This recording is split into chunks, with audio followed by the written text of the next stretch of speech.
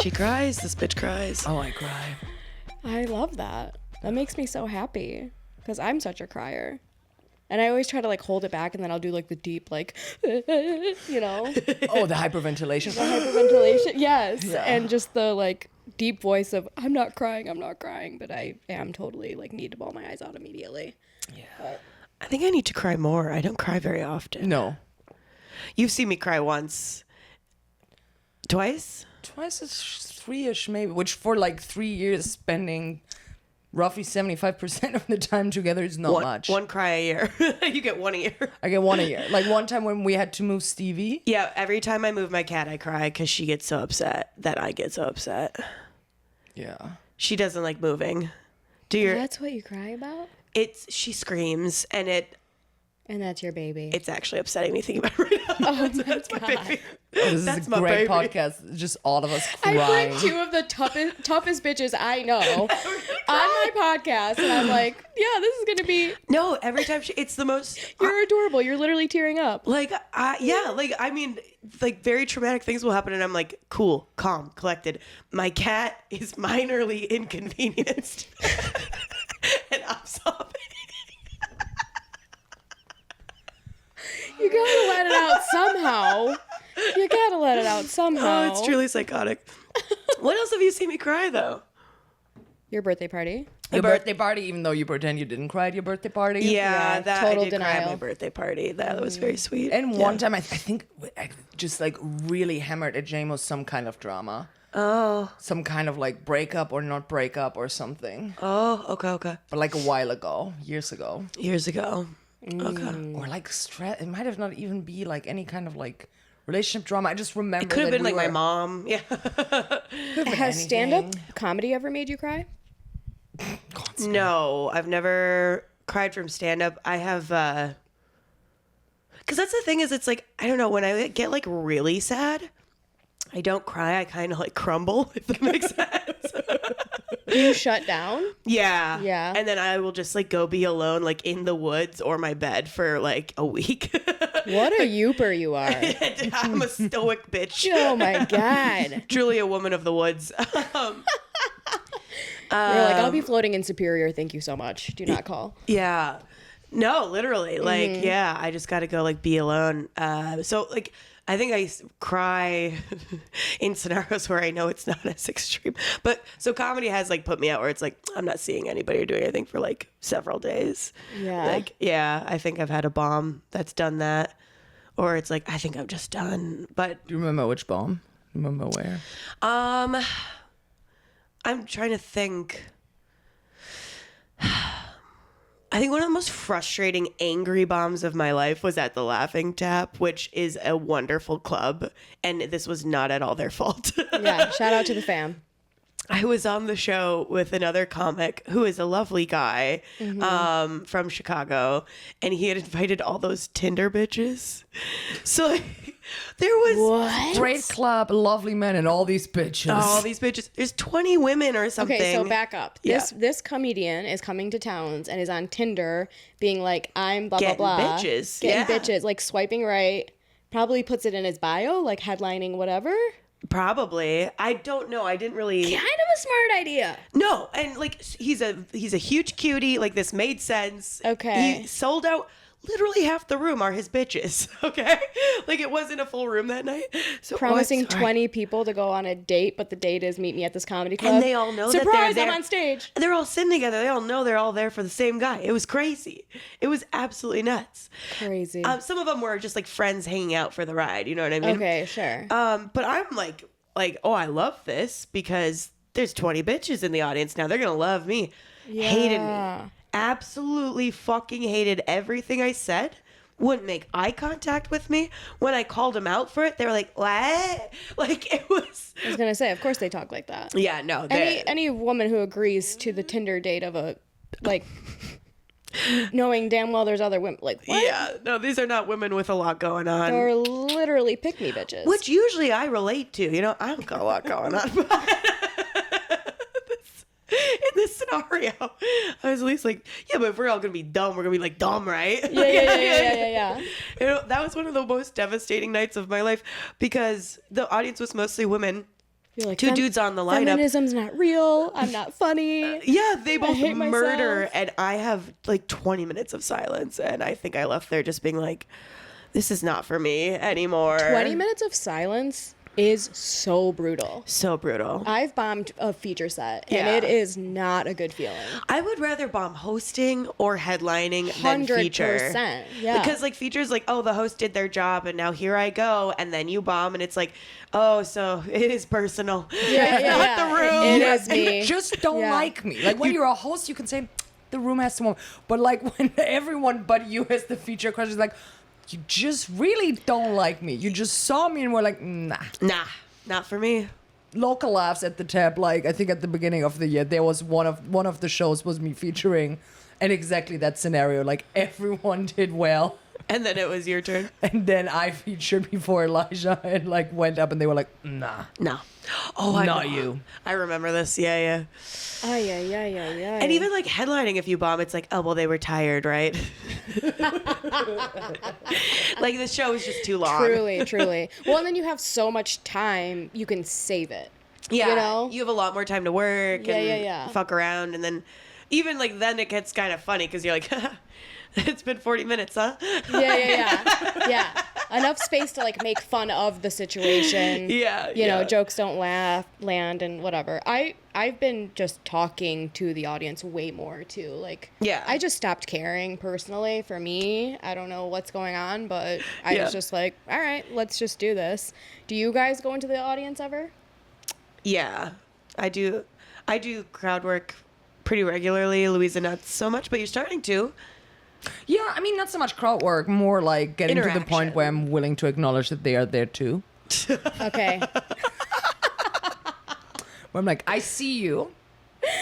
You're just like, Period. there's people watching me. Yeah. A nice little jump scare for you again. No, we're like, oh, you look at me like this. Like, we're like, talk a little bit with the audience, but I never ask them questions or like, Will you ask them how long their mother then, like I measured do them? fake crowd work. I do fake crowd work where I'm like, I just need an answer, and you think you're part of this, but this was all planned. This was all a plan, an evil Yeah. ploy. Yeah. She Revealing does the have magic trick. A very fun joke about her mom continuing to measure how tall she got because Louise is the shortest member of her family You are? at 5'11". Yeah. Oh my God, they're gonna think I'm the cutest little thing when I come visit. You're gonna have Yeah. neck pain, bitch, is what's gonna happen. That's what happened to me. I came back from Germany, like, couldn't put my head back for like a month. Oh my God. Because the whole time, because they insist on you sitting, right? The tallest people in the fucking room are like, no, you sit so that you can just be for 2 weeks. It's like, no, you sit, and then we're on eye level. Literally. Oh my God. Just everyone's tall and strong in Germany? No, my family specifically is crushing it. They're very Oh, tall. Okay, Yeah. got it. Athletic builds, if you will. People are normal sized in Germany. I thought people were clinically short in Germany because, again, my mother truly gaslit me into believing that I'm a normal sized woman, that I am the average height for a woman. I thought that for a very long time. Damn. Yeah. My mom raised me thinking that, gaslighting. like, yeah, no, truly gaslighting. Yeah. I really thought I have, like, abnormally short friends. I was like, why are all my friends, like, so freakishly tiny? Tiny, teeny. And then I was like, oh, they are, like, short, but they are closer to the average than I am. Yeah. But I found that out maybe when I was 17. Wow. Up until then, I was truly thinking that something is wrong with them. Amazing. Everyone in my family, obviously, is just so tiny. teeny tiny. Teeny tiny. Adorable. Teeny We're- tiny. Yeah. I'm only going to get shorter, too, which is honestly alarming at this point. I'm going to be so small. And my grandmother has, like, the classic grandma hunchback. Oh, yeah. Like, real bad. Oh, She yeah. looks like she's wearing a backpack. All the women in my family, yeah. Yeah, I'm we go doomed. we go hunchy. We don't have good, yeah. I'm doomed, for sure. Yeah. I'm like, that's where she keeps all her secrets, for sure. Everybody's average in my family. The men aren't too tall. The women aren't. My mom's a little tall, but like all my aunties are like my height. Like, yeah. Well, Yeah. Average, beautiful looking women, I'm sure. Oh, just a bunch of white ladies. Yeah. just a bunch of lovely white ladies. Yeah. The Making gorgeous ones. Great macaroni salads. Just So many crushing it. macaroni salads, meatballs. Yeah. And classics. Yeah. All the classics. Midwest All the sushi. white people classics. Yeah. What's Midwest sushi? Ooh. Pickle, cream cheese, starts with pickle. and is it bologna or like a ham? I think it kind of varies. Your pink meat of choosing. Your pink meat of Your choosing. pink Is deli it meat of wrapped in the choosing. meat? Yeah, the pickle's Yeah. in there, and then the sour or the cream cheese, and then the wrap is like sushi. That sounds great. It's so good. I will make it. Yeah, When we go up please. north. Yeah, Yeah. I can't wait. True So Ypres good. snack. Oh my god, little Yooper ass bitch again. You blowing your nose? Is there shrimp in the air? So sorry. Definitely allergic to shrimp. This one. I woke up congested as fuck. Yeah. All right. You guys have any questions for me? For moi? What? Oh my god, he's so comfortable on you. Yeah. How He's much passed for out. him? Too much. I Too would much. never. He's so great. He's like the best. He also knows when I'm sad. Yeah. He'll just like right on my neck. I was gonna say of the three of us. Well, I guess that's not true, but we are mothers because we've cats. Do you have a cat too? No, No, you two. just us. Oh. You Luisa's saw me. not really a pet person. Oh, you don't say.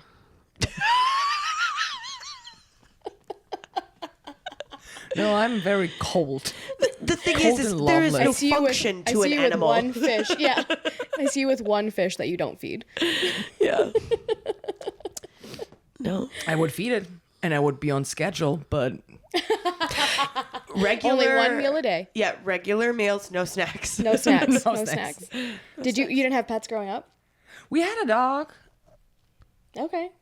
End of story. Got it. That is the sentimental value I attach to animals. I knew a dog once. She was nice. She was friendly, respectful dog. And that's it. Very, very demure. Very mindful. Very mindful dog. No, I really liked that dog. That was very cute. We were like kids, and she died of natural causes. And we always like lived city center. Like my Yeah. parents lived like on a like farm. They they didn't buy or bought with friends. I don't even know. Party times in the 20s. Then my mom was like, I'm not gonna raise a child in the rural wild. We gotta move back.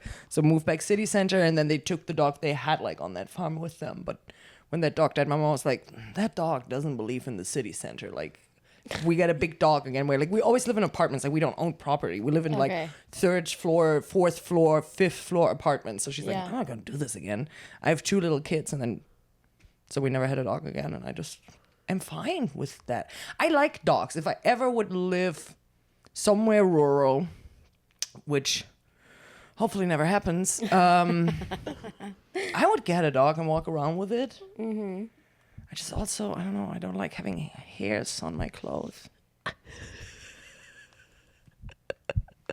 Me either, honestly. But yeah, here we are. I don't anyway. need a pet. I have Raegan. Yeah. If Yeah. I need someone to shed my apartment and I have to feed them on a regular basis, I have Raegan. That's me. I can't decide if you're an alley cat or like a dog. Oh. You're somewhere in the middle, I think. Yeah. Big time. Because you gotta put me out, but Yeah. you also gotta let me cuddle. I mean, I don't know. Have you ever smelled her when she's wet? Pretty definitive dog. Shaggy dog. You were saying though that we're mothers, cat mothers. Oh, just like we're mothers. I don't know. I was just trying to keep it going. I'm like, keep me. I'm like, do you have any questions for me? You're like, you're a mother, right? You have fur all over gonna you, get right? high on NyQuil. Oh my God. We No, are but Struggle City today, yeah, and we have to do a show later. two. I gotta do the improv show too. Oh yeah, nice little 5 minutes. Little 5 minutes. Go comedy. What kind of improv show? What? Jacob know. Russell, Yeah. shout out. Shout out to Jacob. I hadn't seen him since your Christmas party, like years ago. Just so long ago, yeah. So long ago. And speaking of flat tires, got a flat tire on that trip out here. Shit. Yeah. Made it back to Milwaukee though. But yeah, I hadn't seen him since then. I was like, hey, I met you at this Christmas party. I was like, I have a picture of you passing out on a couch. And then I've pulled it up in my phone and he was like, yeah. Then we talked about improv for like 2 minutes and he got me a guest spot. So Amazing. that's how comedy works, baby. You take pictures of strangers, you'll go places. You Okay. surely will, especially if they're sleeping. He's not really sleeping. He's like, he was sleeping, and I was like, hey. And then in the photo, he's going like this. He like woke up and was like, yeah. He kind of is a sleepy guy. Definitely a Yeah. sleepy guy. Oh. All right, let's do let's do favorites and least favorites of stand up. Okay. Are we dropping names? What is happening? No one watches this, so we could. No, but just like in general, like what's your favorite and what's your least favorite? In stand-up? On this little journey. So many least favorites. For starters, the men.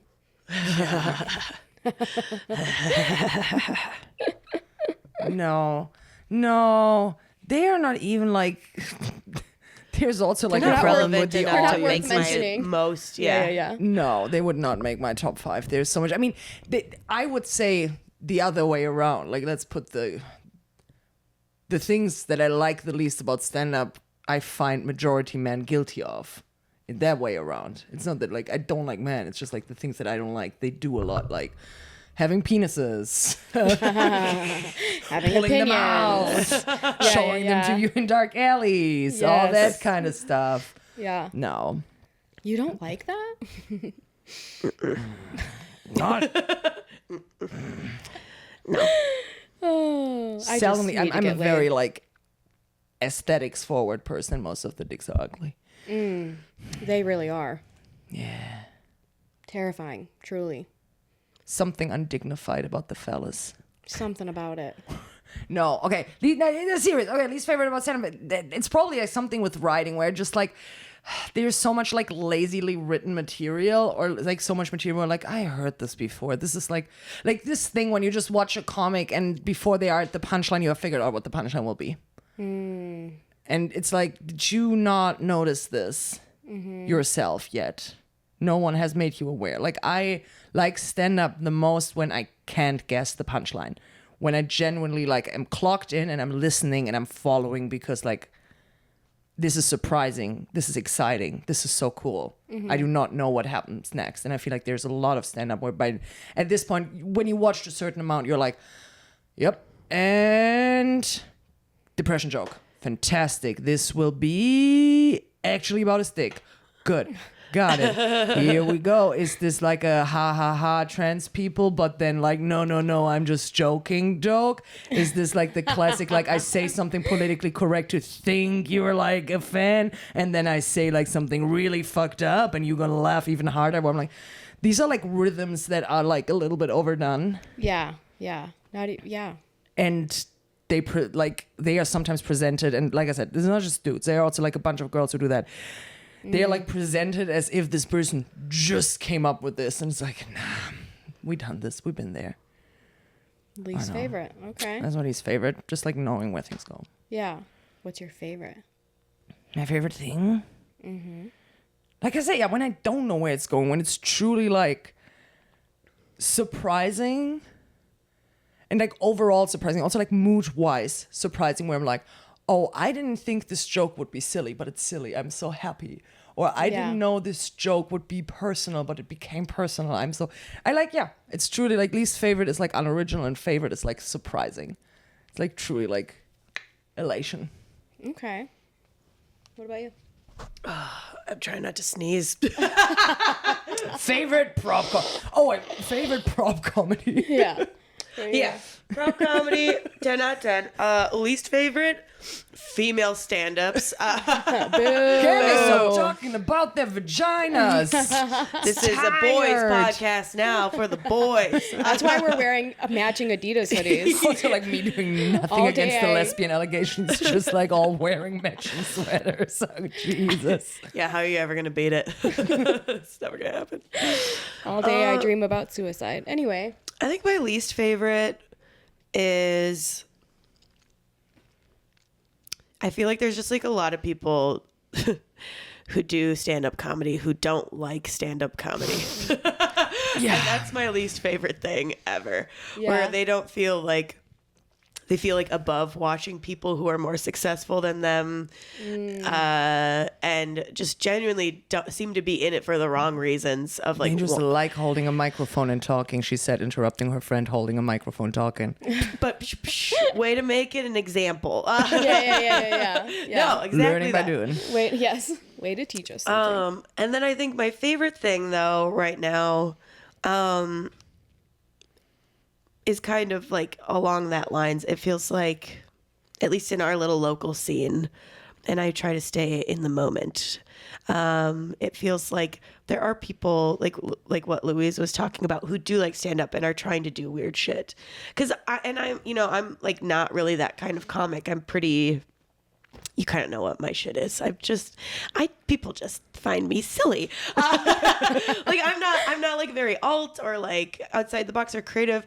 And it's nice because it feels like right now I'm surrounded by people who are all of those things, which makes me kind of want to push myself. So that's like a fortunate thing, just like in our little local scene. That is like my favorite thing right now, where it's like, feels like Connor O'Hara, Kay Barati, even like this newer, like, well, she's like kind of been in and out, but like Laura Struve's doing some like silly things. Like, there's like new fun people in the scene that are like genuinely like writing things that make like push me in a big way. And then obviously Luise is of course of that ilk as well. Diego is writing very meta stuff. So it's just like fun where right now we have a core group of like newer folks coming in and writing things that are more interesting than what we've had previously. So that's exciting. Yeah, it's exciting and fun. And yeah, we just have a good crop of like new people right now in our scene, which is, because I it's weird. We have both in our scene. We have the people who I don't believe like stand-up comedy, and then you have people who do, and it is very exciting when those when those people are out, and you just want to like make them feel welcome and make sure that they keep coming out, because that's the fucking energy you need at a mic. Yeah. Do you guys like being on the road and traveling and doing festivals and shit? So much. Yeah, isn't it the best? Yeah, and just like, it's so much more validating to know that like of your material when it works outside of your city, because I think you can get really comfortable really fast. Yeah. And I know I do.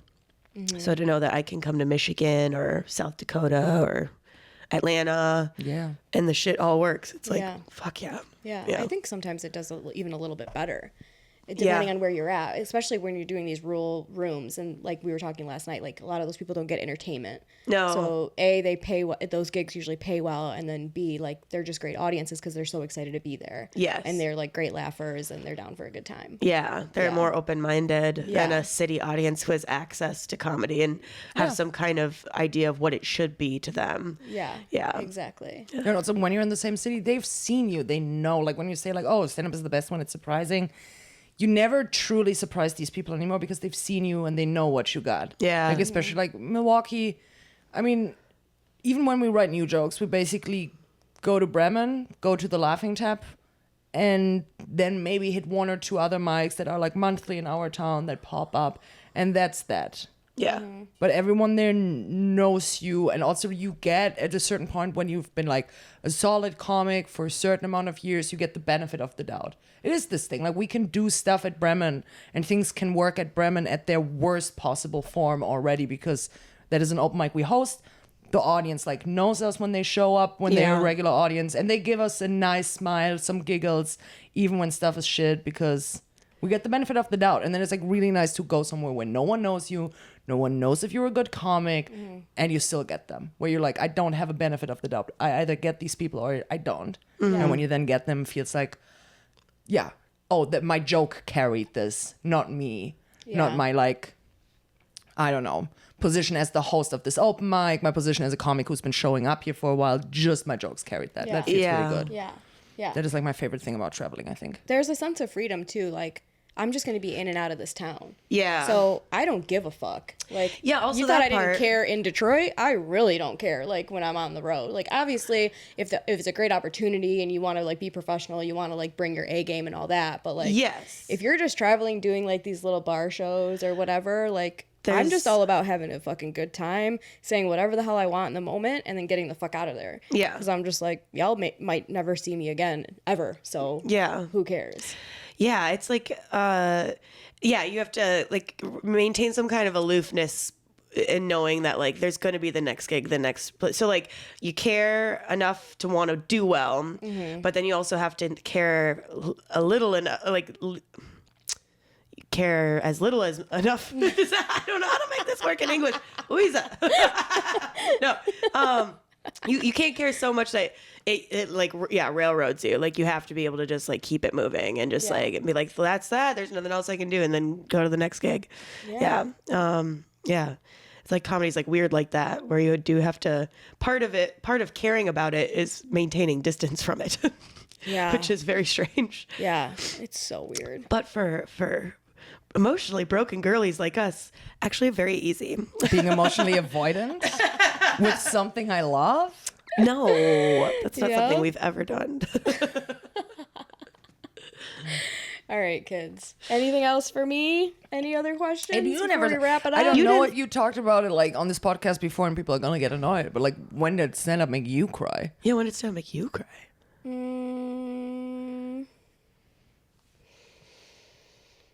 Joe's like this morning. Yeah, every day of my life.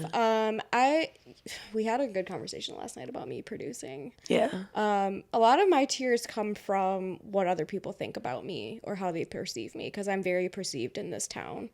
I think a lot of people assume a lot of things about me. And it really hurts my feelings. I'm a very sensitive person, and people just assume that I'm like really mean because I have like a resting bitch face, or what, I have strong energy. You know, you guys had mentioned me on the panel and you guys were like, you're such a bad bitch and all this stuff. And I'm just like, I'm just a direct person. And I think it irritates a lot of people because I don't think people are used to directness. And I try to keep it as professional as possible. And I don't think a lot of comics are used to professionalism either. Yeah. Which I enjoyed so much that you like brought it up on the panel. This like professionalism stuff, because I feel like that is what people like. Like a lot of people like, oh no, with podcast culture, again the irony, but like they all think like, oh, comedy is shooting the shit with my friends, right? And it is at the beginning, right? Like to a degree, some of the best times I've ever had were in those first 2 years. You know, like fucking off, going to a mic every single night, and like getting drunk with my friends, and like you know, we all. And if you want that, like, you can do that for years. 100%. Yeah. But if you want that other stuff too, that like where you like travel and don't make minus while traveling, like actually like break even or even come out with a plus traveling, you got to step something up. Where like I understand that it seems silly when I'm like, if it's a mic at a club, try to be on time. If you want to host at that club, I know it seems silly to be on time for a mic when you know that you're late on the list, but it's just like clubs perceive that. Yeah. They will not like take the risk of giving you a hosting spot if they've never seen you come on time to a mic. Right. Yeah. Of course, like in your brain, people are like, of course I would come on time when I'm paid. But I'm like, why would they take the risk? Come on time when you are not paid and show them that you have the professionalism in general. Yeah, exactly.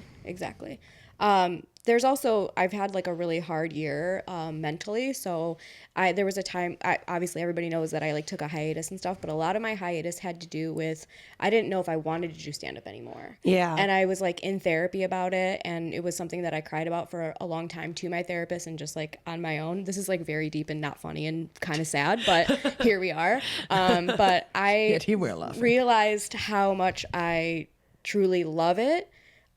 Because I was so upset about the thought of like putting it down. Yeah. And I'm trying not to cry, but like, I just had to kind of reflect on that. We've and remember, all cried on the podcast. We did. We're doing great. You have to cry. We're doing great. You have to cry when it's not fair. Right. But I realized,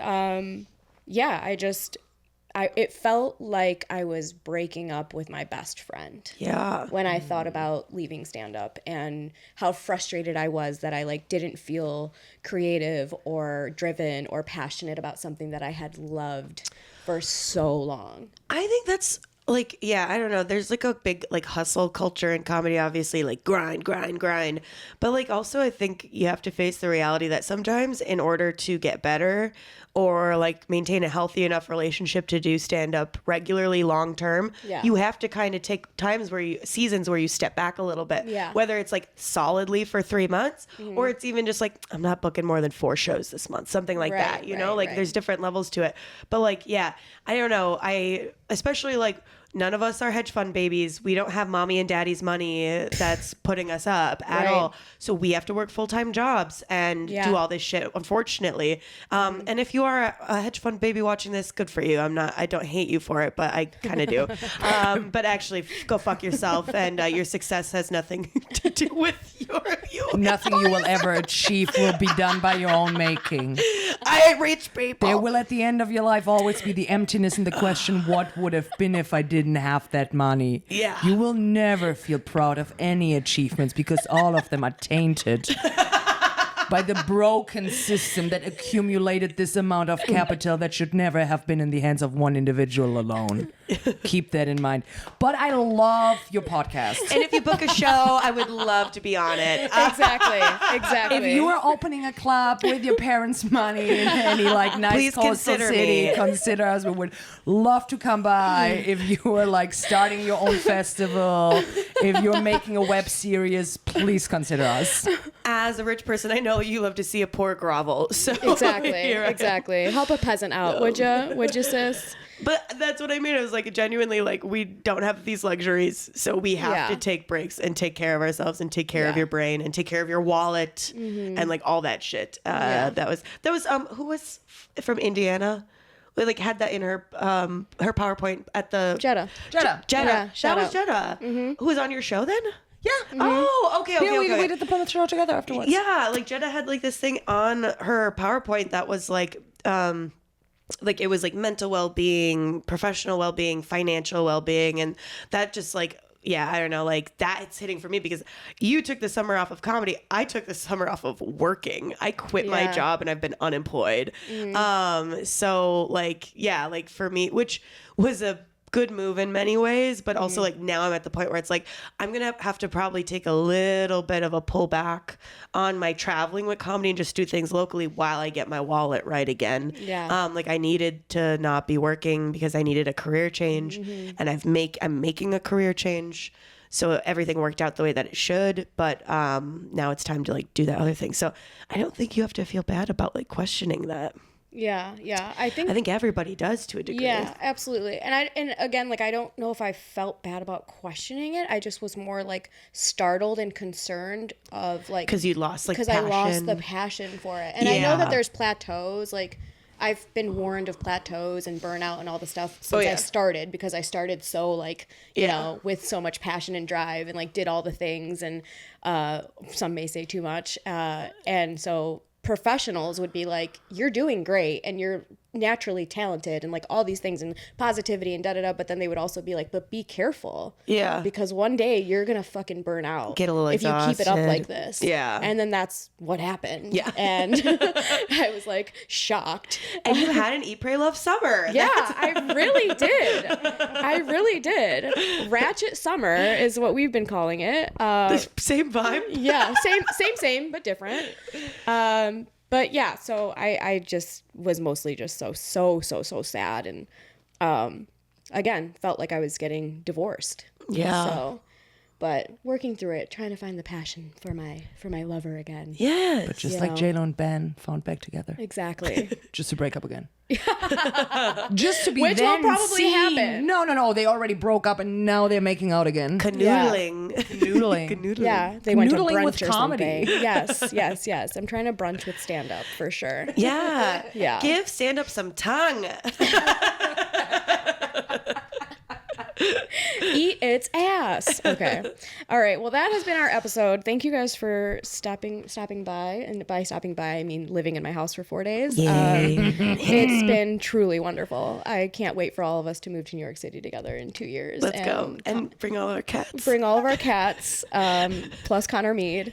And we'll have a... JT is my cat. I'm bringing my JT. And JT. There you go. Yeah, yes. We will have a cigarette smoking time.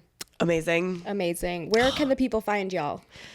On Instagram, I'm at Raegan, RAEGAN _ Niemela, NIEMELA. Or just, follow some bitch named Megan Niemela and you'll figure it out. What? I don't know. Nobody can ever find my name unless I spell it out. It's just such an irritating thing. Okay. Yeah. You can, follow my Instagram where I say I'll post dates and never do.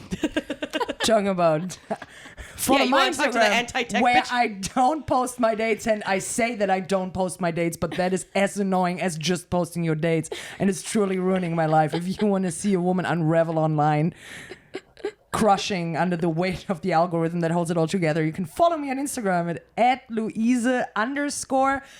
Hi. LUISE_HIHIHI because I thought that was he in English, and I already established that as my name before someone told me that it would be with an E and not with an I. Yeah. In German it's he. In English apparently it's hi, and I'm gonna live with it now. I'm gonna live with You it. can change your handle. But now I'm committed. Change it to your name. I'm too stubborn. Okay. When you're ready, no When one I'm will ready. push you. Okay, thank you. You're welcome. I like being in my little shell. We can't cry again. I like living with past mistakes and let them ruin me for a long time in very small ways. And there's that trauma I was looking for that whole time. Comes I out at told the you, end. the emotions take a full hour at least. Amazing. I said it at the beginning. You did. Like, subscribe, keep listening. We appreciate you guys so much. I am at johanna.madranda. Yeah, that's it. Bye. Yay! And we're taking photos now. Why am I still talking to the microphone? Now I got the taste for it. Can we record 17 more?